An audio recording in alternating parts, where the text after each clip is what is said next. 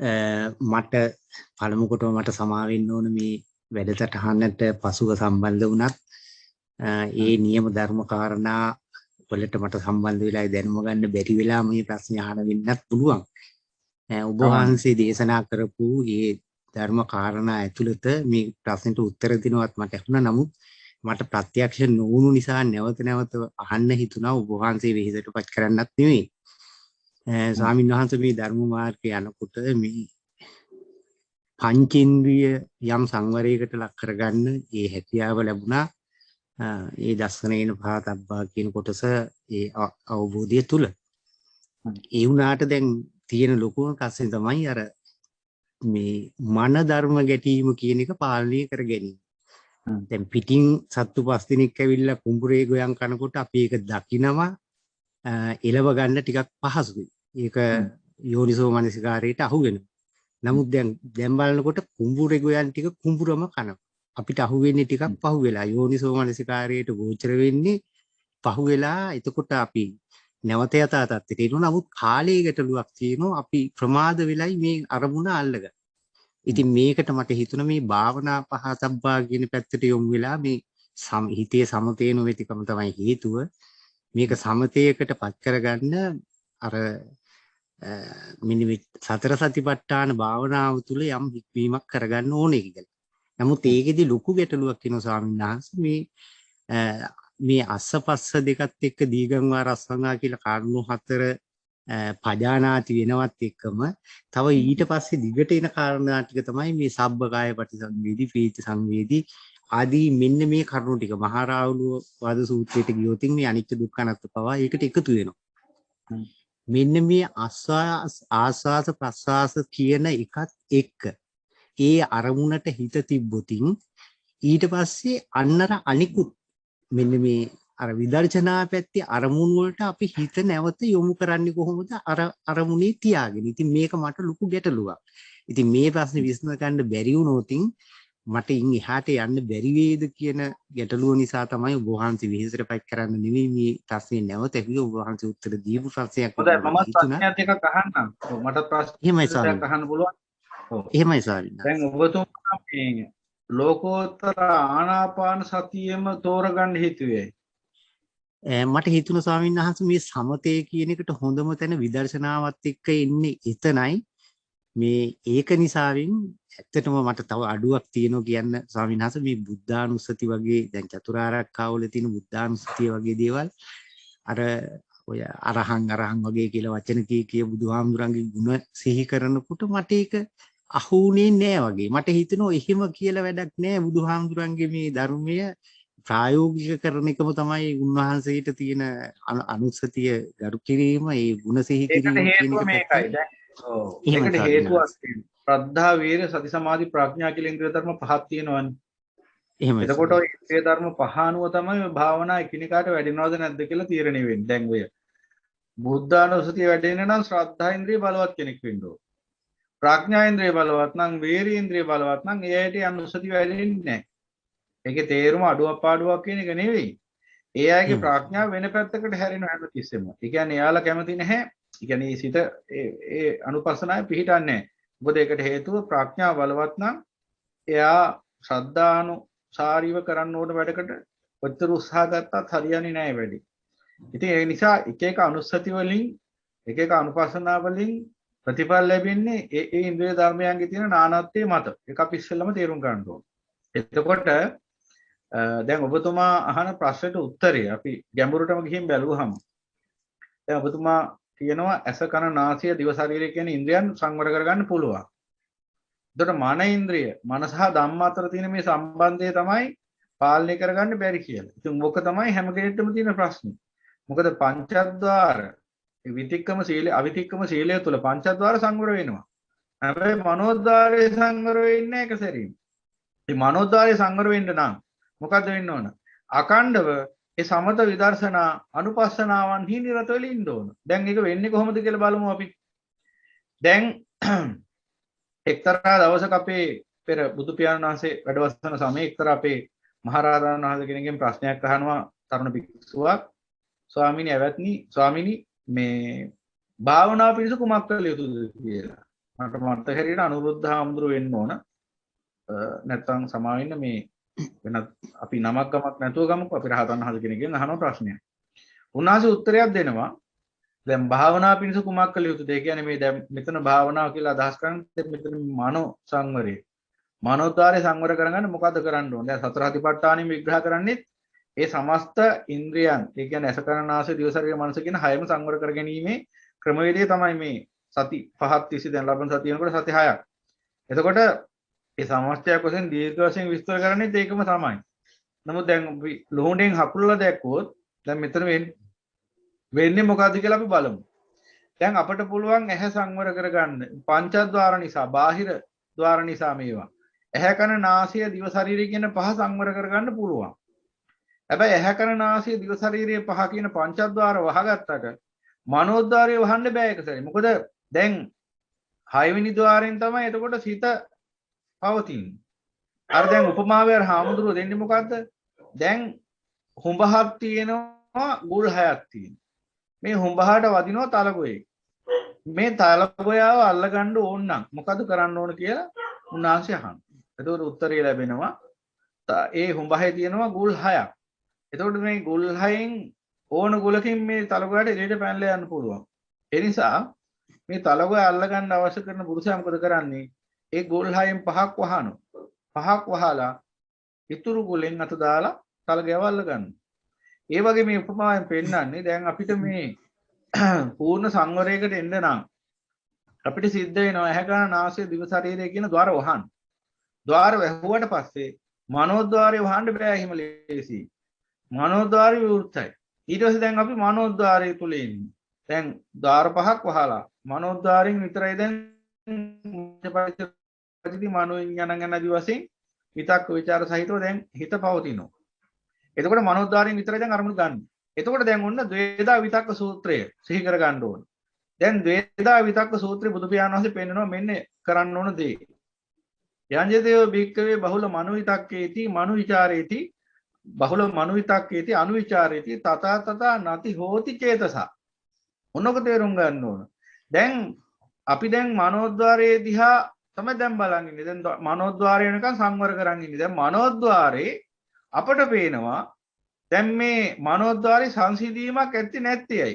මනෝද්වාරේ සංසිඳීමක් නැත්තේයි. කුමක් නිසාද? අන්න බලන්න. එතකොට පේනවා අපට මේ මනෝද්වාරය තුල මනංච පටිච්ච ධම්මේ චුප්පජිති මනෝ විඥානං යන අදහසේ කුසල ධර්ම සහ අකුසල ධර්ම ආකාර දෙකකින් ස්පර්ශ වෙනවා.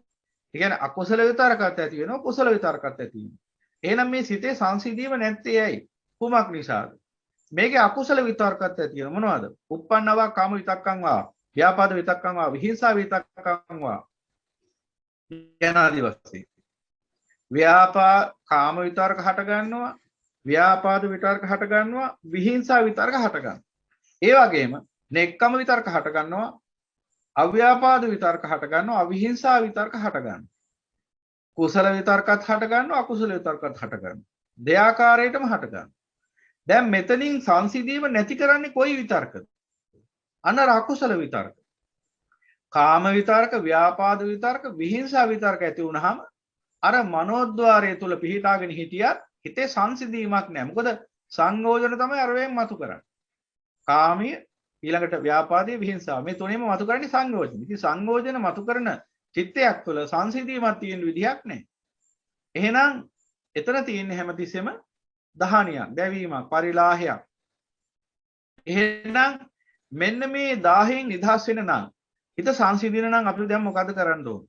අපි දැන් කරන්න ඕන මෙන්න මේ විතර්ක දෙකෙන් මේ එක පැත්තකින් අකුසල විතර්ක ඇති වෙනවා, අනිත් පැත්තෙන් කුසල විතර්ක ඇති වෙනවා.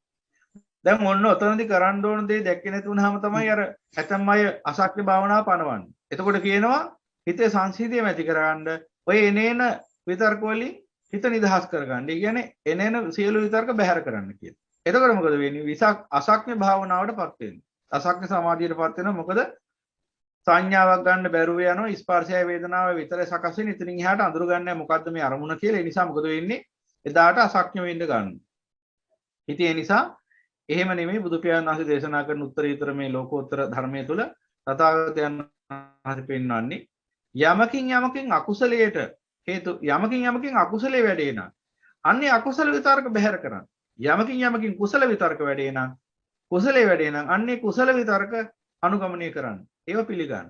එහෙනම් අපිට දැන් සිද්ධ වෙනවා දැන් මනෝද්වාරේ අකුසල විතර්ක සමනය කරලා කුසල විතර්ක විතරක් වර්ධනය කරගන්න. එහෙනම් අන්න නුවණින් දකින්න ඕනේ දැන් මොකද්ද කරන්න මෙතන තියෙන තාක්ෂණික වැඩපිළිවෙල. දැන් එතකොට එහෙනම් දැන් ඔන්න දෙකම ඇති වෙනවා. දෙකම ඇති වෙන්නේ ඉඳහැරලා අපි ඔය බලාගෙන හිටියොත්. ඉතින් අපිට කවදාවත් සංසිද්ධියක් ඇති වෙන්නේ නැහැ. මොකද කුසල විතර්කත් ඇති වෙනවා අකුසල විතර්කත් ඇති වෙනවා. දෙකම ඇති වෙනවා නම් ඒ හිතේ සංසිද්ධියක් ඇති වෙන්නේ. එහෙනම් අපි දැන් අකුසල විතර්කයෙන් හිත නිදහස් කරගෙන කුසල විතර්ක හිත පිහිටවන්න නම් අන්න අපට සිද්ධ වෙනවා දැන් කුසල නිමිත්තක්ම සිහි කරන්න. මොකද කුසල නිමිත්තක් අපි ෆිල්ටර් කරනවා දැන්. අකුසල විතරකයි කුසල විතරකයි දෙකම ඇති වෙනවා. දැන් ඉතින් අපිට කුසල විතරක විතරයි ඕන. එහෙනම් අපි දැන් උපක්‍රමයක් වශයෙන් මොකද කරන්නේ? කුසල නිමිත්තක්ම සිහි කරමින් ඉන්නවා. දිගින් දිගට කුසල නිමිත්තක්ම ගන්නවා. කුසල අදහසක් නිමිත්තක් ගැන අදහසක්. කුසල විතරකයක් ගන්නවා. කොහොමද හෝ දැන් අපි සමත විදර්ශනා වශයෙන් අපිට ඕන තරම් දින කුසල නිමිති ගන්න. දැන් මේ නිමිත්තක් ගන්නවා. කාමයේ අසාරයි, කාමයේ දුකයි. කුසල විතර්කයක් ගන්නවා. දැන් මොකද වෙන්නේ? ඒක සවිචාර කරනවා. මෙනෙහි කරලා බලනවා දැන්. කාමයේ දුකයි කියන්නේ ඇයි? කාමයේ අසාරයි කියන්නේ ඇයි? දැන් අහපු ධර්මයේ තුලින් අන්න විචාරය කරනවා. ඒකට බනහන්නේ. එහෙනම් අදහසක් ගත්තා දැන් කුසල විතර්කයක් ගත්තා. දැන් මොකද කරන්නේ? ඒ විතර්කයේ පිළිබඳව සිහි බුද්ධියෙන් යුක්තව ප්‍රඥාවෙන් යුක්තව සිහි කරන්න පටන් ගන්නවා. කාමයේ අසාර වෙන්නේ කෙසේද? දැන් මේ විදිහට අන්න සවිතක්කයේ සවිචාරය කියන අංග දෙක වැඩෙන්න ගන්නවා. දැන් එතෙන්දී මම පැහැදිලි කළේ බුදු පියාණන් වහන්සේ වේදා විතක්ක සූත්‍රයේ පෙන්වා දෙනවා යඤ්ජදේව භික්කවේ බහුල මනවිතක්කේති අනුවිචාරේති තථා නති හෝති චේතසා. ඔය පෙන්නලා දුන්නේ සිතේ පවතින ලක්ෂණයක් ගැන. ඔය ලක්ෂණي අපිට හොඳ පැත්තට ගන්න පුළුවන්. ඊට මේ සිතේ බුදු පියාණන් වහන්සේ පෙන්වා දෙනවා සිතේ තියෙනවා ලක්ෂණයක්. ඒ තමයි යම්කිසි විතර්කයක් අරගෙන, ඒ කියන්නේ අදහසක් අරගෙන දිගින් දිගට ඒක ගැනම මෙනෙහි කර හිටියොත් හිත ඒ පැත්තටම නතු වෙනවා කියන. ඔන්න ක්‍රමවේදී. මේක හොඳට තේරුම් ගන්න. දැන් මේක මම මීට ඉස්සෙල්ලත් කියලා තියෙනවා. ඊයෙන් කී දනාට වැටුණාද කියලා දන්නේ නැහැ. දැන් අදත් මම මේ කතාව කියනවා මේක හොඳට තේරුම් ගන්න. දැන් මේක වැඩෙන්නේ නැත්තේ අර කිව්වා වගේ කියන දේ කරන්නේ නැති නිසා. දැන් මේ ටිකුණත් ඔබතුමා අහලි වෙරලා ආයි මේක නිකන් අද ඇහුවා තමයි මේ ප්‍රශ්නට උත්තරේ කියලා ආයි හෙටෝදී ඉඳලා තමන්ගේ පුරුදු වැඩ පිළිවෙල කරගෙන ගියාට අර මේ ප්‍රතිඵලය ලැබෙන්නේ නැහැ. මේ ප්‍රතිඵලය ලැබෙන්න නම් මේ කියන දේ කරන්න ඕන. දැන් මොකක්ද එහෙනම් මේ කියන්නේ? කුසල හෝ අකුසල හෝ යම් අදහසක් අරගෙන අපි නිරන්තරයෙන් ඒකම මෙනෙහි කර ඉන්නකොට යඤ්ජදේව භික්ඛවේ බහුල මනවිතක්කේති අනුවිචාරේති තත නති හෝති චේතසා. යම් කිසි අදහසක් අරගෙන ඒකම බහුල වශයෙන් මෙනෙහි කර හිටියොත් එහි අනුලක්ෂණ වශයෙන් මෙනෙහි කර හිටියොත් දැන් උදාහරණයක් ගත්තොත් දැන් අපි කායක හරි තරහ නම් අපි දැන් එයාව සිහි කර ගන්නවා. ඊට පස්සේ එයා ගැනම හිතනවා. ඊට පස්සේ එයාගේ තියෙන සුළු අඩුපාඩු අර අනුවිතක්කේති කියන්නේ සුළු අඩුපාඩුත් හිතනවා. මෙහෙම එක දිගටම ඕකම හිතට උදේ ඉඳලා රැ වෙනකන්. අන්න දකින්න පුළුවන් අපිට දැඩි ද්වේෂයක් පටිගයක් නැగిලෙන ආකාරය. ඇයි ඒ ද්වේෂයට දැන් ওই තරුණ ළමයි තරුණ කාලෙදී ඉතින් ඒ අත්දැකීම් හැමෝටම ඇතිනේ. තරුණ කාලෙදී අර සිහින ලෝක දැන් ওই මාධ්‍ය පරිශීලනය කළා සිහින දැකලා ඕකම හිත ඉන්න. දැන් උදාහරණයක් ගමුකෝ. දැන් ඔන්න දැක්ක චිත්‍රපටියක්. ඒ චිත්‍රපටියක් දැකලා ඒකේ තිබුණා පැරිස් නුවර. මම මේ උදාහරණයක් කියන්නේ. පැරිස් නුවර තිබුණා. ඒක ඉතින් අර ලස්සන ආයිපල් කුරුණ පේන්න තියෙනවා. ඒ මානිදගෙන බංකුවක ඉඳලා සීතල රෑක කෝපි එකක් බොන්න ඕන. චිත්‍රපටියක් තිබුණා හැම එකක්. දැන් මේක දැක්කා. දැන් මේක දැකලා මේකම හිතනවා දැන්. උදේ ඉඳලා රෑ වෙනකම් මේකම හිතනවා. දැන් මොකද වෙන්නේ? හිත නතු වෙනවා ඒ අදහසට. ඊට පස්සේ ළමයාට ඇත්තටම පැරිස් ගිහිල්ලා ඒ වැඩේ කරන්න උවමනා වෙනවා. ඒ කියන්නේ මොකද උනේ? සංකාරපච්චය විඥානං කියලා බලවත් කර්ම විඥානය සකස් කළේ විඥානි විසින් ඔසවගෙන යනවා ඊට පස්සේ පැරිස් නගරේ දක්වා. එහෙනම් මොකක්ද උනේ? මේ එකම අදහසක් අරගෙන නිරන්තරයෙන් ඒ ගැනම සිහි කර හිටිය නිසා ඒ පැත්තටම නැවුණා හිත. එහෙනම් මේක හොඳ පැත්තටත් ගන්න පුළුවන්. මේ සිතේ ලක්ෂණේ තේරුම් ගත්තොත් අපිට පුළුවන් මේක හොඳ පැත්තට හරවන්න. හොඳ පැත්තට හරවන්න නම් අපි මොකද කරන්න ඕන? අන්න කුසල නිමිත්තක් අරගෙන කුසල අදහසක් අරගෙන ඒකම රැයක් දවල්ලා නැතුව මෙනෙහි කර ඉන්න ඕන. දැන් හිතන්න එපා දැන් ඔන්නෝක තමයි වැඩි තියෙන්නේ. දැන් අපි හිතමු අපිට බොරු කකුල් දැන් දැකලා තියෙන සර්කස් කරන අය අර ලණුවක් දිගේ යනවා පිටක් අරගෙන වැටෙන්නේ නැති වෙන්නේ. දැන් ඕක ඇවිල්ලා සියුම්ම කරන්න ඕන වැඩක්. දැන් ඕක එක දවසකින් මේ මනුස්සය පුරුදු වුණාද නෑ. සෑහෙන කාලයක් තිස්සේ වැටි පුරුදු වෙච්ච එකක්. එක දවසින් පුරුදු වුණා නෙවෙයි. සෑහෙන කාලයක් තිස්සේ උත්සාහ දැරීමේ ව්‍යායාම දැරීමේ ප්‍රතිඵලයක් ඒක. ඒ වගේ මේ භාවනාව කියන එකක් දැන් මේ කියන කාරණා වුණා. දැන් අද උදේ දැන් අද මේක පෙන්ලා දෙන එක දැන් හෙට උදේ ඉඳලා කවුරු හරි මේක භාවිත කරන්න පටන් ගන්නවා. හෙට උදේ ඉඳලා ඔන්න පැයක් විතර සිහි කරනවා. ඉතින් හිත නැවුන්නේ නැහැ ඒ පැත්තටම නැගිටිනවා. ඊට පස්සේ ආයි හවස වාඩිලා පැය භාගයක් විතර කරලා බලනවා. ඒත් නැවුන්නේ නැහැ. ඊට පස්සේ ඊට පහුවෙන්දත් පොඩ්ඩක් නැවිලා පැයක් දෙකක් විතර කරලා බැලුවා. ඒත් හිතේ පැත්තට නැවිලා කුසලයේ පැත්තටම හිටියේ නැහැ. ඉතින් මොකද කරන්නේ? ඊට පස්සේ අතල්ලා දානවා. ඇයි ඒ? අනේ වැඩින්නේ නැහැ කියලා. ඒ කිව්වේ දැන් අර බලාපොරොත්තු වෙන්නේ පැයක් දෙකක් තුනක් හතරක් වරලිවරලා මේ තුච්ච නින්දසිත නවන්න පුළුවන් කියලා එහෙම. එහෙම පුළුවන් වුණා නම් බුදු පියාණන් වහන්සේ මේ ආකාර ගැඹුරු සතර සතිපට්ඨාන දේශනා කරනවා. අති සුන්දර සරල වැඩ වලින් මේ හිත නවන්න පුළුවන් නම් නිවන පැත්තට. එහෙම නවන්න පුළුවන් හිතන්නම් මෙච්චර කාලයක් සංසාරේ ඉඳ ගැඹුරින් දකින්න ඕන ධර්මය. මේ හිත එහෙම නවන්න බෑ. මේ හිත නවන්න පුළුවන් වෙන්නේ කොහොමද? දිගින් දිගට අර මේ යකඩයක් තියෙන හොඳටම ඇද වෙච්ච එකක්. මේ යකඩේ කෙලින් කරන්න නම් මොකද කරන්න ඕන? අර මයින්හමට දාන්න ඕන. හොඳටම රත් කරන්න ඕන. ඊට පස්සේ කිරිහිරු උඩ තියලා කුළු ගෙඩි පහරවල වලින් දිගට තලන්න ඕන. එහෙම නැතුව නිකන් මේ මහා දරුණු වකයක් තියෙන යකඩයක් අරගෙන විශාල අර යකඩයක් අරගෙන ඔක දෙපාරක් කිනිහිරු උඩ තියලිවලා කුළු ගෙඩි පාරවල් දෙක තුනක් තියලිවලා අනේ මේ යකඩේ කෙලින් කරන්න බෑ කිව්වට හරියන්නේ. අර කම්මකරුවා නියමට කෙලින් කරලා ගන්න. ඔය මොකක්ද ඒකට පාවිච්චි කරන රත් කරනවා. ඊට පස්සේ කිනිහිරුවට තියලා තලනවා. ඊට පස්සේ ආයි නිවල බලනවා. එදනම් ආයි රත් කරනවා. ආයි තලනවා. මේ විදිහට තමයි තලන්නේ. ඒ වගේ මේ සිත ඍජු කරනකොට එක දවසක් දෙකක් පැයක් දෙකක් විතර ඕක කරලා පැය දෙක තුනක් කරලා දවසක් දෙකක් කරලා. මොකද එක එක්කෙනාගේ ඉන්ද්‍රිය ධර්ම වෙනස්. මේක හොඳට තේරුම් ගන්න ඕනේ. ඉන්ද්‍රිය ධර්ම වෙනස්. ඒ නිසා දවසක් දෙකක් එහෙම නිර්ණායකයක් අපිට ගන්න බෑ. දැන් සමහර කෙනෙක් කියන්න පුළුවන් මට නම් සතියෙන් එහෙම වැඩුණා කියලා. ඉතින් ඒක අහගෙන ඉඳලා අපි හිතුවොත් එහෙම මට සතියෙන් වැඩුන්නේ නැහැ නේ මම මාසයක් විතර කරා එහෙනම් මං කරන විදිහ වැරදි කියලා හිතුවට හරියන්නේ නැහැ. වැරදි නෙමෙයි. එකිනෙකාගේ තියෙන ඉන්ද්‍රිය ධර්මයන්ගේ තියෙන නානත්වයේ වෙනස නිසාම එකිනෙකාට වැඩෙන්න යන කාලය වෙනස්. දැන් අර මං එදත් කිව්වේ අර මහා සිව කියන හාමුදුරුවෝ අවුරුදු 30ක් තිස්සේ කැලේ ඉඳලා තිබුණා. 30000ක් රහතන් වහන්සේලා බිහි කරපු ගුරුවරයෙක්. 30000ක් මහරහතන් වහන්සේලා බිහි කරපු මහා සිව හාමුදුරුවන්ට අවුරුදු 30ක් කැලේ ඉඳ සිද්ධ වුණා විදර්ශනා වැඩෙන්නේ නැතුව. එතකොට උන්වහන්සේ ධර්මයේ දාන්න නැතුවද කරපු විදිහ වැරදි නිසාද? නෑ එහෙම තමයි.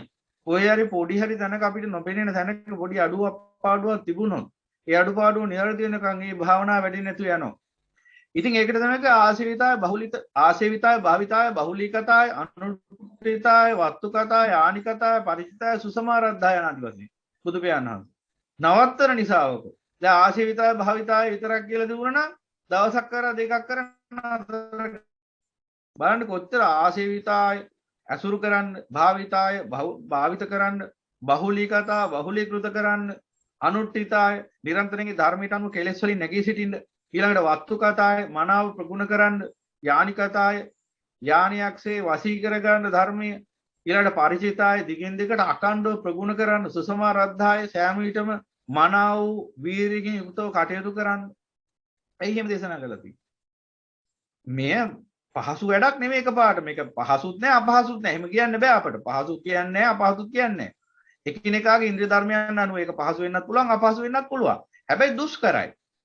කියන්නේ දැන් සිරීපාදේ යනවා කියන එක කාටවත් කියන්න බෑ පහසු වැඩක් කියලා කියන්නත් අපහසු වැඩක් කියන්නත් බෑ. එකිනෙකාගේ ශක්තිය අනුව සිරීපාදේ යන්න පුළුවන්. පහසුවෙන් යන අයත් ඉන්නවා අපි දැකලා තියෙනවා. අපහසුවෙන් යන අයත් ඉන්නවා. හැබැයි පහසුවෙන් යන්නේ අපහසුවෙන් යන්නේ කියන එක තීරණය වෙන්නේ පුද්ගලයාගේ Java යන්නේ. එතකොට පහසුවෙන් ගියත් අපහසුවෙන් ගියත් එක දෙයක් කියන්න පුළුවන් දුෂ්කර වැඩක් කියලා. සිරීපාදේ නගින එක දුෂ්කර වැඩක්. ඒක ඒකාන්තයෙන් පිළිගන්න වෙනවා. පහසුවෙන් නැග්ගත් අපහසුවෙන් නැග්ගත් දුෂ්කර වැඩක්. මොකද දීර්ඝ දුරක් යන්න ඕන අර මහා කර ගිරිත අපේ නගින්න ඕනේ හැල කණුවේ නගින්න ඕනම ගියාම ටිකක් දුෂ්කර වැඩක්. වෙහසක් ඇති වැඩක්. ඒ වගේ මේ ශ්‍රද්ධා වීර්ය සති සමාධි ප්‍රඥා කියන ඉන්ද්‍රිය ධර්මයන් මේ තියෙන නානත්වයේ මත මේ නිවන් මාර්ග වැඩිම කෙනෙක්ට පහළ දුක්ඛය පටිපදා. අපහසු වෙන්නත් පුළුවන්. දුක්ඛය පටිපදා. සුඛා පටිපදා දුක්ඛා පටිපදා කියලා දෙකක් තියෙන එකයි. කෙනෙක් පහසුවෙන් නිවන් මාර්ග වඩනවා තව කෙනෙක් අපහසුවෙන් වඩනවා. කොයි විදියට වැඩුවත් අවසානයේ වැඩෙන්නේ එකම නිවන් මාර්ග. එතකොට හැබැයි කොයි විදිහෙන් වැඩුවත් පහසුවෙන් වැඩුවත් අපහසුවෙන් වැඩුවත් කරන්නේ දුෂ්කර වැඩක්. මොකද්ද? මේ අකුසලයටම නැඹුරු වෙලා තියෙන සිත කුසලයට ඔසවා තබන එක. එහෙනම් මේ සිත වක්‍ර අකුසලෙ දිහා. ඒක උජුපටිපන්නෝ කිව්වේ. ඒ කියන්නේ මේ සිත ඍජු කරන ප්‍රතිපදාවටයි පැමිණි.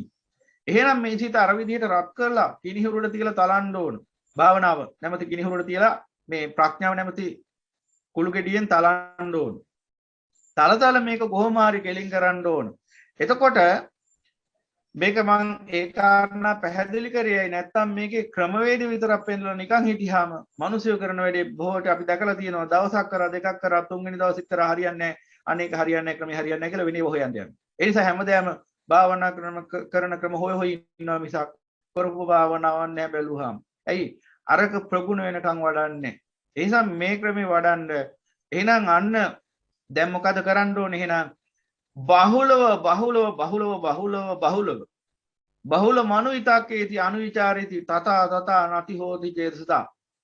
එහෙනම් හිත නැවෙන කම්ම කුසලයේ දිහාට කුසල නිමිත්තක් අරගෙන දිගින් දිගට ඕකම සීකර කර ඉන්න උදේ දවල් රැ නැතුව. එතකොට ඔබ බලාපොරොත්තු වෙන ලෝකෝත්තර ආනාපාන සතිය වැඩිනවා. ලෝකෝත්තර ආනාපාන සතිය කියන එක එහෙම එකපාරට වැඩින එකක් නෙවෙයි. ඒක ඇවිල්ලා කෙලස් දුරු වෙනකොට ක්‍රමානුකූලව චිත්තසංතානී පවතින සංසිද්ධියවත් එක්ක වැඩින්න පටන් ගන්නවා. එතකොටයි ඒක ඉතින් මම ඊට ඉස්සෙල්ලත් පැහැදිලි කරලා තියෙනවා. අනාගතයේ තව ගැන සමත විදර්ශනා භාවනාවටදී පොඩි පැහැදිලි කිරීමක් ඉස්සරහට කරන්න. දැනට මේ ඔබතුමාට තියෙන ප්‍රශ්නට උත්තරය ඔතනයි තියෙන්නේ. එහෙනම් ඔබතුමා කරන්න ඕනේ මොකද? යම්කිසි කුසල අරමුණක් අරගෙන අදහසක් අරගෙන හැම තිස්සෙම ඕකම සිහි කරමින් ඉන්න. ඒ සවිතක්කය කියලා කිව්වේ අදහස. දැන් උදාහරණයක් ගත්තොත් කාමයේ අසාරයි. ඒ තමයි සවිතක්කය. ඊට පස්සේ කාමයේ අසාර වෙන්නේ කොහොමද කියලා නුවණින් සිහි කරමින් බලනවා. කාමයේ අසාර වෙන්නේ කොහොමද? මේ රූපකාමයේ, සද්දකාමයේ, ගන්ධකාමයේ, රසකාමයේ, පොට්ටබ්බකාමයේ, ධම්මකාමයේ කියන මේ කිසිදු කාමයක් මම කියලා මගේ කියලා ගත හැකි ආත්මීය සාරයෙන් යුක්තද? ඒ වගේම මේ සියලු කාමයන් අවසානයේ මොකක්ද උරුම කරලා දෙන්නේ? මේ දුක්ඛ ස්කන්ධය. එහෙනම් දුක්ඛ ස්කන්ධය මම කියලා මගේ කියලා ගත යුතු සාරයක් තියෙනවා. යනාදි වශයෙන් දකින්න ඕනේ මේ කාමය පරතෝති මට අයිති දෙයක් නෙවෙයි. කාමයේ මායයට අයිති දෙයක්. ඒ අර්ථයෙන් අසාරත්වය දකින්න ඕන. තුච්ඡතෝති කාමය කියන්නේ පහත් දෙයක්. පහත් කියන්නේ මේ සංසාරේ උපතට හේතු වෙන ධර්ම ඔක්කොම පහත් ධර්ම, තුච්ඡ ධර්ම. ඒ නිසා සංසාර උපත නැමැති මේ ජරාවට, ව්‍යාධියට, මරණයට උපකාර වෙන ධර්මයක් සකස් කරන්න හේතු වෙන නිසා මේකට කියනවා පහත් ධර්මයක්, තුච්ඡ ධර්මයක්. ඒ නිසා කාමය කියන්නේ තුච්ඡ ධර්මයක්. ඒ අර්ථිනුත් අසාරයි. ඊළඟට කාමයේ ශුන්‍යතෝති කාමයේ ශුන්‍ය ධර්මයක්. ශුන්‍යයි. කොච්චර කාමයන් අත්ින්දත් මේ ජීවිතේ මේ සංසාරේ පුරා හරි මේ ජීවිතේ පුරා හරි මොකක්ද ලැබිලා තියෙන දැන් හරි කිසිම හරයක් ලැබිලා නැහැ. ශූන්‍යයි. අර්ථ ශූන්‍යයි. අර්ථ ශූන්‍ය ක්‍රියාවලියක්. අර පොඩි දරුවෝ අර මේ සබම් බෝල පිඹිනව අරගෙන අර බටයක් අරන් අර්ථ ශූන්‍ය ක්‍රියාවලිය මොකක් කොච්චරලා සබම් බෝල පිටියත් අන්තිමට ලැබිච්ච දෙයක් නැහැ. පොඩි දරුවෝ මුහුදු වෙරළවල් වල වැලි මාලිග හදන අර්ථ ශූන්‍ය ක්‍රියාවලියක්. කිසිම අර්ථයක් නැති වැඩක් ඒ කරන්නේ. පොඩි දරුවාගේ ඥානෙ වෙලා නැති නිසා බාලකමට කරන වැඩ.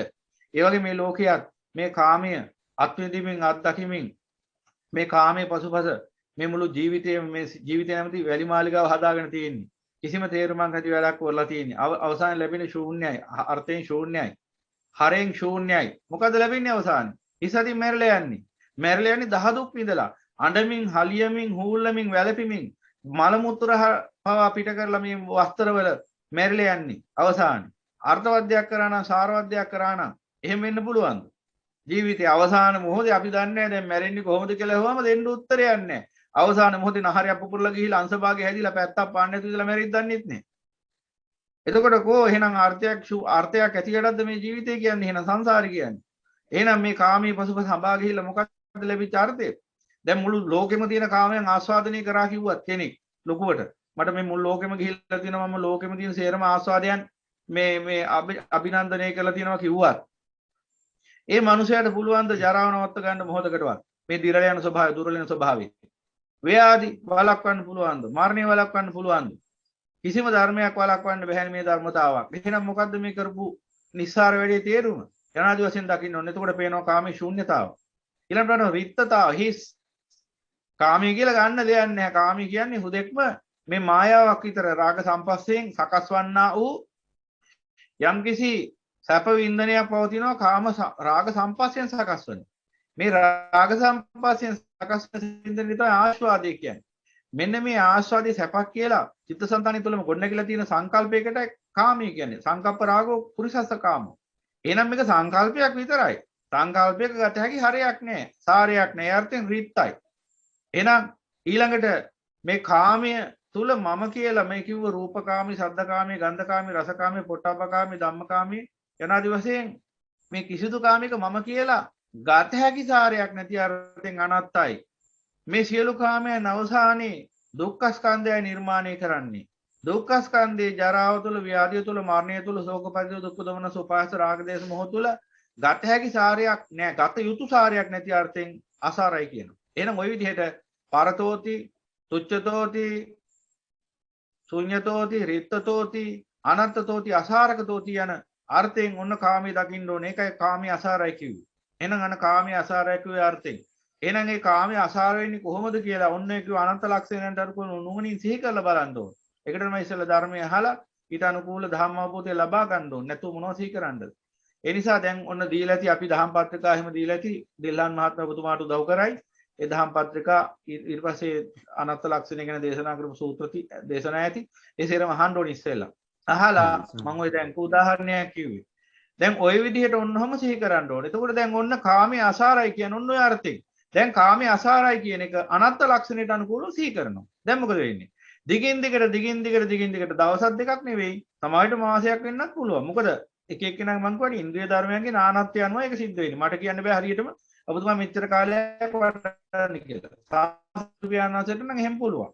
උන්වහන්සේට තිබුණා මහා උත්තරීතර අසාධාරණ ඥානයක් තිබුණා ඉන්ද්‍රිය පරෝපරියත් ඥානය කියලා. ඒ ඥානෙ උන්වහන්සේට පුළුවන්කම තිබුණා යම්කිසි ශ්‍රාවකයෙක්ගේ ඉන්ද්‍රිය ධර්මයන් කොච්චර මෝරලා වැඩිලා තියෙනවද? කොයි ඉන්ද්‍රියන්ගේද දුර්වලකම තියෙන්නේ? කොයි ඉන්ද්‍රියන්ද වැඩිලා තියෙන්නේ? කොයි ඉන්ද්‍රියන්ද සමායෙන් වැඩෙන්න ඕනේ අනාදි වශයෙන් දැකලා මෙන්න මේ කර්මස්ථානය අරගෙන සිහි කරන්න කියලා උන්වහන්සේට දේශනා කරන්න හැකියාවක් තිබුණා. පෙන්ලා දෙන්න.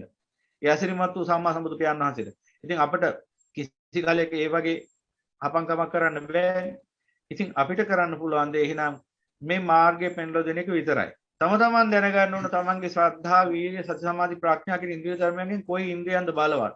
තමන්ට පේන්න ගන්නවා මේක. ශ්‍රද්ධාවද බලවත්, ප්‍රඥාවද බලවත්. ශ්‍රද්ධාව බලවත් කෙනා හැමතිස්සෙම කැමති ආමිෂමය වන්දනාවන් කරමින් ඒ පැත්තෙන් බුදු පියාණන් වහන්සේගේ ගුණය සිහි කරමින් ඒ පැත්තෙන් මේ බුද්ධානුස්සති වඩමින් ඒ පැත්තෙන් මාර්ගය වඩන. ප්‍රඥාව බලවත් කෙනා කැමති හැමතිස්සෙම විදර්ශනා පැත්තෙන් මේ සියලු කාමයන්හි ආස්වාදයන්හි ආදීනෝනුවණින් දකිමින් වාසය කරන්න. ඒ දෙකේ වෙනස කොහොම තියෙනවද? ඉතින් තවත් තියෙන වෙනස්කම්. ඉතින් එතකොට ඔන්න කිව්ව විදිහට දැන් මම උදාහරණයක් මේ කිව්වේ මේ උදාහරණෙ මොනවද ඔබතුමාට පාවිච්චි කරන්න පුළුවන් කාමයේ අසාරයි. කාමයේ අසාරයි. කාමයේ අසාරයි කියන්නේ සවිතක්. ඊට පස්සේ කාමයේ අසාර වෙන්නේ කෙසේද කියලා අනත ලක්ෂණයට අනුකූලව සිහි කරලා බැලීම සවිචාරය. දැන් මොකද වෙන්නේ? සවිතක්ක සවිචාර. ඊට පස්සේ දිගින් දිගට ඕක කරනකොට අන්න අර යඤ්ඤ දේව භික්ඛවේ බහුල මනෝවිතක්කේදී බහුලව මේ වැඩේ වෙනවා නම් අර කිව්වේ ආසීවිතය භවිතාය කිය. බහුල වෙනවා නම් මොකද වෙන්නේ? දැන් අර අකුසලයට නැඹුරු වෙලා තියච්ච හිත ක්‍රමානුකූලව දැන් ඍජු වෙනවා. ඍජු වෙලා කුසලයේ පැත්තට නැඹුරු වෙනවා. කුසලයේ පැත්තට නැඹුරු වෙනකොට මොකද වෙන්නේ? අන්න කුසලයේ පිහිටනවා හිත. දැන් ඔබතුමාට පුළුවන්කම ලැබෙනවා. දැන් ඒක අත්දැකීමක් වශයෙන් ලබනකොට දැන් નિરાයාසයෙන් කාමයේ අසාරයි කියද්දිම සමාධිය නැగిලෙනවා. දැන් මේ මෙතන බණ අහන අපේ ශ්‍රාවක පින්වතුන් ඉන්නවා. දැන් මීට කාලෙකට ඉස්සෙල්ලා ඔබ කල්පනා කරලා බලන්න මෙතන ඇති විනාඩියක්වත් බණ අහපු නැති අය. ඉතින් විනාඩි 5ක් 10ක් උපරිම පැය භාගයක් පැයක් වගේ. දැන් අද පැය 12ක් යනකම් බණ අහගෙන ඉන්නවා කිසිම ශබ්ද බද්දයක් නැතුව. දැන් මෙතනත් ඉන්නවා අපේ ශ්‍රාවිකාව. එයා ගැනත් කල්පනා කරොත් මුලදී එහෙම දීර්ඝ වශයෙන් බණ අහන්න සූදානම නැහැ. දැන් එහෙම ගානක් නැහැ. ඇයි ඒ? කුසල සමාධිය වැඩිලා තියෙන්නේ. එහෙනම් ওই සමාධිය එක දවසින් වැඩනවද? නෑනේ. දීර්ඝ කාලයක් තිස්සේ මේ දේ ප්‍රගුණ කරනකොටයි සමාධිය වැඩිලා ඉන්නේ. එහෙනම් ඔන්න ඔය කිව්ව සවිතක්කය අරගෙන දිගින් දිගට මෙනෙහි කරමින් ඉන්නකොට ඔබතුමාට දැනෙයි සිත නැවෙනවා කුසලයේ දිහාට. ඊට පස්සේ මොකද වෙන්නේ?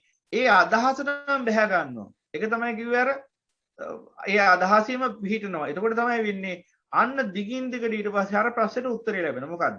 අර හිතේ අකුසල විතරක විචාර නැගින ක්‍රියාවලිය එන්නෙන් අඩු වෙලා යනවා. අඩු වෙලා දිගින් දිගට සිතේ කුසල විතරක කුසල සවිචාර වැඩෙන්න පටන් ගන්නවා. එතකොට මොකද වෙන්නේ?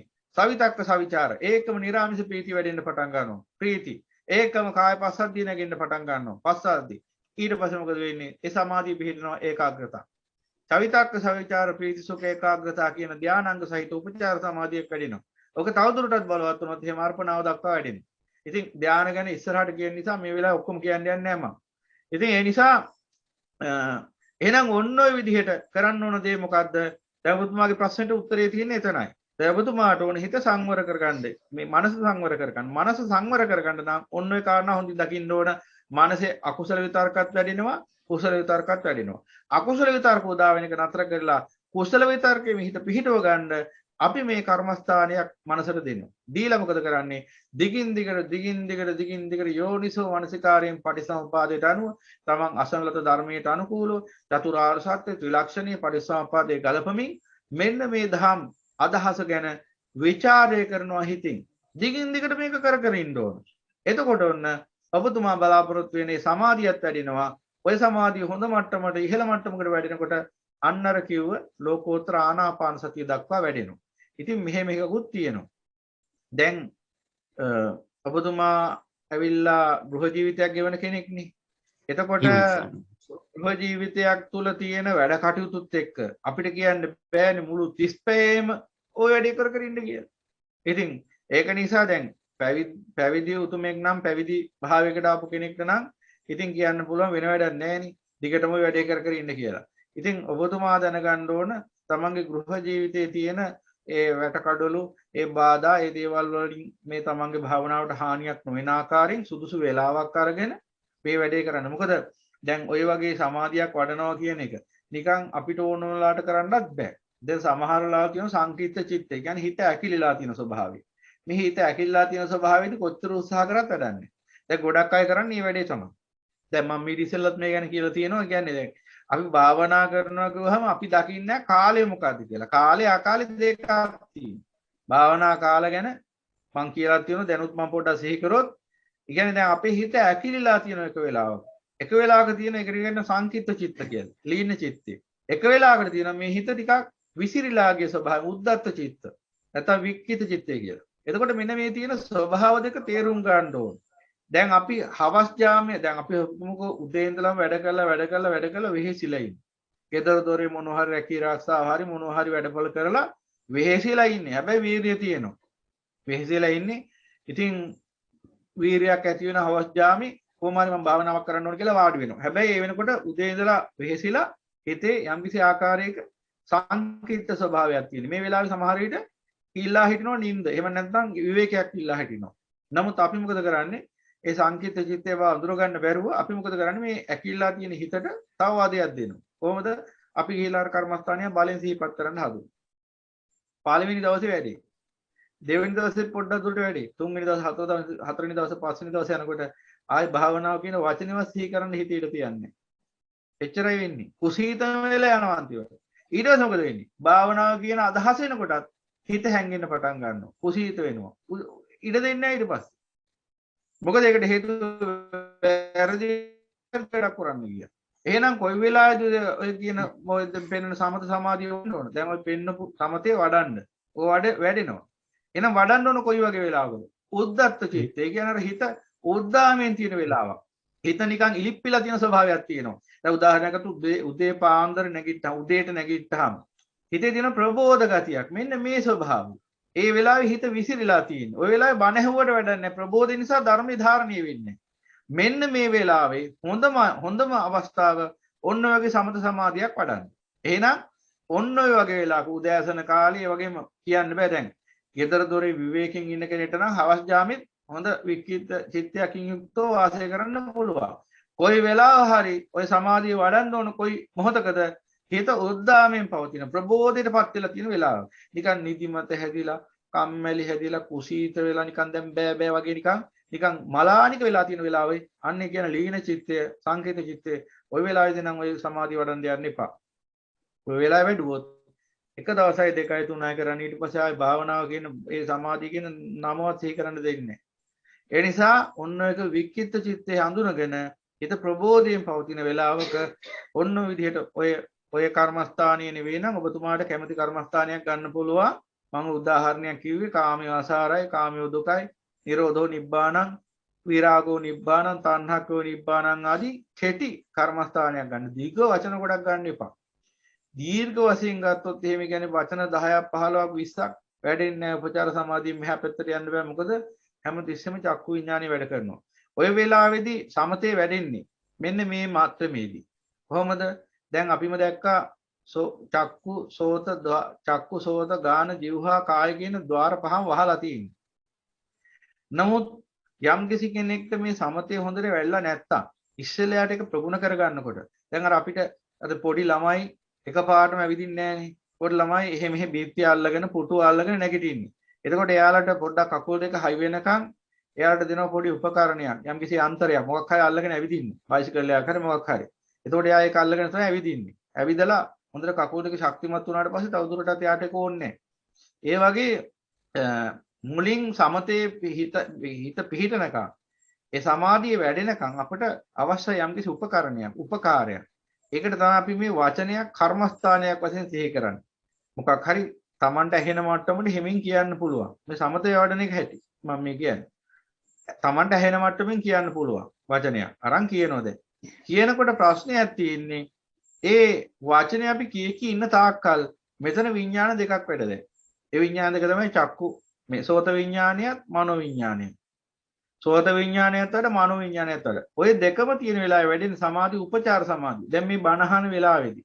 ඒකයි ඔබට වැඩින්නේ උපචාර සමාධි උපරිම. දැන් සමහර අය ඉන්නව බණ අහගෙන ඉන්න ගමන් බණ අහන එකයට මේ අමතක වෙලා ගිහිල්ලා අහපු දහම් කාරණාව පොසේ ගැඹුරට හිතාගෙන ගිහිල්ලා අර අර්පණාව දක්වා ගියාය ගැන මේ සාකච්ඡාව තුළදීම අපට අහන්න ලැබුණා. ඒ අත්දැකීමුත් කියලා තියෙනවා. ඒ කියන්නේ දැන් බණ අහගෙන ඉන්නකොට එක දහම් කාරණාවක් ගෝචර වුණ ගැඹුරට ඒකම ගැන හිතියා. ඊට පස්සේ යාට බණ අහන එක නතර වුණා. බණ ඇහෙන්නේ නැහැ දැන් කණින්. දැන් අරයා මනෝද්වාරයෙන් පිහිටියා. දිගින් දිගට හිතාගෙන යනකොට ඒ දහම් කාරණාවම සවිතක්ක සවිචාර බීජසුඛ ඒකාග්‍රතාව වෙලා අර්පණාවටත් ආවා. බණ අහගෙන ඉන්නකොටම ධානයේ අත්දැක්කා. එහෙම වෙච්ච අයත් අපිට කතා කරා. එයාගේ අත්දැකීමුත් කියලා තියෙනවා. එතකොට එහෙනම් ඔන්න ඔය කාරණා හොඳට තේරුම් ගන්න ඕනේ. එහෙනම් ඔන්න ඔය සුදුසු අවස්ථාවේදී ওই විදිහට කර්මස්ථානය අරගෙන සිහි කරමින් දිගටම ඉන්න ඕන. කිසිම වෙලාවක හැමෝටම මේ කියන්නේ කිසිම කෙනෙක් මේ පොඩි වෙලාවක උත්සාහ කරලා පැයක් දෙකක් දවසක් කරලා නම් ඕම හිතන්න එපා. ඕම එහෙම ගත්තොත් එහෙම අපිට මේ කවදාවත් මේ අත්දැකීම නම් ලබන්න හම්බෙන්නේ නැහැ. මොකද ඒ තරම් ලබු කරලා පටු කරලා අපි මේ භාවනාවයි සිත දමනය කිරීමයි තේරුම් ගන්න ගියොත් කවදාවත් අපිට මේ අත්දැකීම නම් ලැබෙන්නේ නැහැ. ඒක මුලින්ම කියන්න ඕන. සම්මා සම්බුදු පියාණන් වහන්සේ පවා බලන්න සම්මා සම්බුදු පියාණන් වහන්සේ මහ බෝසතාණන් වහන්සේ වශයෙන් අවුරුදු 6ක් දුෂ්කර ක්‍රියා කළානේ තැන්ට එන්න. දවස් දෙකක්ද? දැන් අපි නම් අවුරුදු 6ක් තියා දවස් 6ක්වත් පුළුවන් අපිට හැම වීරියක් වඩන්න. බෑනේ. ඉතින් එතකොට අපිට මේ තථාගතයන් වහන්සේගේ වීරියෙන් අංශු මාත්‍රයක්වත් අපතල පිළිදලා නැත්නම් ඉතින් අපිට උන්වහන්සේ පෙන්වන මාර්ගය යන්නත් බෑ. මේක සම්මා සම්බුදු පියාණන් වහන්සේ පෙන්වපු මාර්ගය. ඉතින් එහෙනම් අපි දකින්න ඕන අප තුළ වීරිය වැඩෙන්න අපි දිගටම මේ ධර්මයේ තුලම පිහිටාගෙන ඉන්න ඕන. ඉතින් ওই විදිහට ඉඳලා ඔන්න ඔය විදිහට සවිතක්කේ අරගෙන දිගින් දිගට ਵਿਚාර කරමින් ඉන්නකොට සවිතක්ක සවිචාර ඉස්සෙල්ලා වැඩෙන්නේ ඔය අංග දෙක. ඉස්සෙල්ලා මේ අංග පහ වැඩෙන්නේ නැහැ. සවිතක්ක සවිචාර පිරිසුක ඒකාග්‍රතාව ඔක්කොම ටික එන්නේ නැහැ. ඉස්සෙල්ලා සවිතක්ක සවිචාර. ඉතින් සවිතක්කේ දැන් සිහි කරන්න අර එකපාරටම මේ නොහික්මුණු හිත එකපාරම හික්මවන්න බැරි නිසා තමයි අපි අර කර්මස්ථානයක් වචනයක් වශයෙන් සිහි කරන්නේ. හැබැයි වැඩේ තියෙන්නේ මේකයි. දිගින් දිගට අපි ඒ වැඩේ නම් කර ඉන්නේ. එහෙනම් අපේ අර්පණාවට කොහොමද හිත යොසවන්න බෑ. මොකද ඒ වෙලාවේ විඥාන දෙකක් වැඩ. එහෙනම් අර්පණාව කියන්නේ මොකද්ද? මනෝද්වාරෙම පිහිටාගෙන මනෝද්වාරය තුල කුසලයේ බලවත් වෙන මොහොත තමයි අර්පණාව කියන්නේ. එහෙනම් මනෝද්වාරෙම පිහිටලා ඉන්න මොහොතක් වෙන්නත් ඕන. ඒ වෙලාවේ කුසල සවිතක්ක සවිචාර වල බලවත්කම ඇති වෙන්නත් ඕන. දැන් එහෙම නැතුව අර වචනයක් අපි දැන් කියනවා හරි කාමිය අසාරයි කිය ඉන්නවා. මේ වෙලාවේ සෝත විඥානයත් වැඩ. ඒ නිසා ඒ වෙලාවේ ප්‍රබල සමාධියක් ගොඩ නැගෙන්නේ නැත. ඒ නිසා ඒකට උපචාර සමාධිය. එහෙනම් ප්‍රබල සමාධියක් ගොඩ නැගින්න නම් අන්නර මේ භාවිතයේ තුල දිගින් දිගට කාමිය අසාරයි හරි මොකක් හරි සුදුසු කර්මස්ථානය කරා නැත්නම් නිරෝධෝ නිපාන යනාදී වශයෙන් මේ සිහි කර ඉන්න මේ වචනෙන් සිහි කරන එක කොයි වෙලාවක හරි නතර වෙන්න. නතර වුණාට පස්සේ මනසින් විතරක් මේ කර්මස්ථානයේ සිහි කරන්න ඕනේ. දැන් අර මුලින් කටින් ගියක ඉන්නේ අර අර කිව්ව කාරණා වෙලා නැති නිසා. ඒ කියන්නේ හිත නැවිලා නැති නිසා ඒ පැත්තට තාම. කුසල විතර්කයට නැවිලා මදි. ඒ නැවිලා මදි නිසා මොකද වෙන්නේ? ටික වෙලාවක් සිහි කර කර ඉන්නවා මොකක් හරි කර්මස්ථානයක් කරා. ඊට පස්සේ ඊළඟ තප්පරේ බලද්දි හිත ඉකිලෙනවා කාශ්මීරේ සුදු හිම කඳු අතරේ. නිරුද්ධක භව කතරේ කියලා තමයි අන්තිමට කියන්න වෙන්නේ භාවනා කරන්න ගිහිල්ලා. එහෙම තමයි අන්තිමට වෙලා තියෙන්නේ. පුද්ගලයා මෙතන ඉන්න ඇස් දෙකක් අහගෙන ඔන්නෝයි. ඊට ගිහිල්ලා කොහෙද දිබ්බාගේ. ඇයි එහෙම උනේ? අර කුසලයට තාම නතු වෙලා නැහැ හිත. ඒකයි එහෙම වෙන්නේ. එහෙනම් කුසලයට හිත නතු වෙනකන් අපි අර වචනයක් කර්මස්ථානයක් වශයෙන් සිහි කරනවා. එහෙම නතු වුණාට පස්සේ අපි අර කටින් සිහි කරන එක, කටින් උච්චාරණය කරන එක නතර කරනවා. නතර කරාට පස්සේ අන්න මනසට ඒක ධාරණය වුණාට පස්සේ මනසින් උච්චාරණය කරන්න පටන් ගන්නවා. ඒ කියන්නේ මනසින් මෙනෙහි කරන්න පටන් ගන්නවා. නිබ්බාන, නිරෝධෝ නිබ්බාන. ඔන්න ඔය මට්ටමේදී තමයි අර සවිතක්ක සවිචාර දෙක බලවත් වෙන්නේ. සවිතක්ක සවිචාර දෙක බලවත් වුණාම තමයි අර උපචාර සමාධියෙන් ක්‍රමානුකූලව හිත ඉහළට ගිහිල්ලා අර්පණාවේ පිහිටන. ඒ කියන්නේ අතිශය බලවත් වූ චිත්ත ස්වභාවයක පිහිටනවා. සියලු මේ තියෙන සද්ද බද්ද වහින එක නතර වෙලා ඊට පස්සේ නිකන් හිස් අවකාශයක හුදකලාව නිශ්ශබ්දව ඉන්නා වගේ හැඟීමක් එක්ක වැඩෙන්න පටන් ගන්නවා අර්පණා ධානය. ඉතින් එතෙන්ට ඇවිල්ලා දිගින් දිගට ඒක ප්‍රගුණ කරගන්න පුළුවන්කම ලැබුණොත් ඉතින් එයාට පුළුවන් සමතය ඇසුරෙන් විදර්ශනාවට ගිහිල්ලා සමත විදර්ශනා සමත පූර්වාංගම විදර්ශනා කියන ක්‍රමයට එතනින් එහාට තමන් අසන ලද අවබෝධ කරන ලද ධර්මයේ ප්‍රමුඛ කරගන්න. ඉතින් එහෙනම් ඔන්න ඔය කිව්ව වැඩේ කරන්න දැන් මම හිතන්නේ පැහැදිලි වෙන්න ඇති. කාලය දැනගන්න අර හිතේ ප්‍රබෝධ ගතිය තියෙන ආමෝද්‍ය මතුවලා තියෙන මොහොතක් වෙන්නත් ඕන. ඊළඟට දැන් කරන්න ඕන මොකද්ද කියලා හොඳටම පැහැදිලි ඇති. මානෝද්වාරේ හට ගන්නා වූ අකුසල විතර්ක පහ කරලා කුසල විතර්ක හිත පිහිටවන්න ඕන. කුසල විතර්ක හිත පිහිටවන්න නම් අපි උපක්‍රමයක් වශයෙන් කුසල විතර්කයක් අපි ගන්නවා. ඒ කුසල විතර්කයට තමයි අපි කර්මස්ථානීය කියලා කියන්නේ. එහෙනම් ඒ කුසල විතර්කය අරගත්තාම ඊට අනුකූලව අපි අනිච්ච දුක්ඛ අනාත්ත කියන අනුපස්සනාවන්ට අනුව මෙනෙහි කරමින් කියන එකට සවිචාරය කියනවා. එතකොට සවිතක්ක සවිචාර ඒ නිසා ටිකක් යම් කාලයක් යනකොට ඔය දිගටම ඒ කුසල විතර්ක කුසල සවිතක්ක සවිචාර බලවත් වෙනකොට අර නිරාමිෂ ප්‍රීතිය නැගින්න පටන් ගන්නවා. ප්‍රීති බොජ්ජංගේ වැඩෙන්න පටන් ගන්නවා. ඒකම පස්සද්ධි බොජ්ජංගේ වැඩෙන්න පටන් ගන්නවා. ඒකම සමාධි බොජ්ජංගේ වැඩෙන්න පටන් ගන්නවා. උපේක්ෂාවේ හිත පිහිටනවා. සත්ත්ව බොජ්ජංග වැඩෙන්න පටන් ගන්නවා හරියට කරොත්. ඉතින් ඔය විදිහට ගියාම සවිතක්ක සවිචාර ප්‍රීති සුඛ ඒකාග්‍රතාව කියන ධානාංග පහෙන් යුක්ත ප්‍රථම ධානයේ උපචාර අර්පණාදී ඒ සුදුසු මට්ටමකින් අත්දකින්න පුළුවන්කම ලැබේ. එහෙමයි ස්වාමීනි. මනාව පැහැදිලි. වලක වැටිලා අර අතරමං වෙලා හිටීමට ගල් දොරක් ඇරලා දීලා යන්න පාර පින්නු වගේ මනාව පැහැදිලි. ඔබ වහන්සේව නිදුක් වෙත්තා, නිරෝගී වෙත්තා, සුවපත් වෙත්තා, සංසාර රෝගයෙන්ම නිදහස් වෙත්තා. තිරුවන් සරණයි. සුවපත් වේවා, නිදුක් වේවා. ඔබතුමාටත් අප්‍රමාදී උතුම් නිවන ගඩ පූර්ණේ කරගන්නට සියලු හිත සම්පත් සැලසේවා. සුඛී භාසු දීර්ඝායු තිරුවන් සරණයි.